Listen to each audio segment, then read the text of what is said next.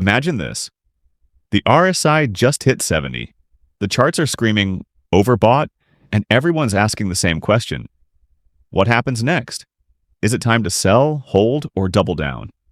We have crunched the numbers, backtested the data on the ETF that tracks the S&P 500 and the gold price. Let's first look at SPY, the ETF that tracks S&P 500. What happens when the 5-day RSI crosses above 70? We look at the performance from 1 day to 10. The first column shows the results in rows when we sell after n days.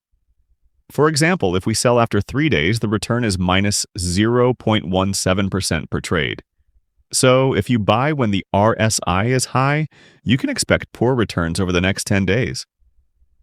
Is gold any better? Let's look at GLD, the ETF that tracks the gold price. The return is not fantastic, but it's a lot better than for the S&P 500. The best returns are after 8 days when you get an average of 0.28%. If you'd like more videos like this, please like and subscribe.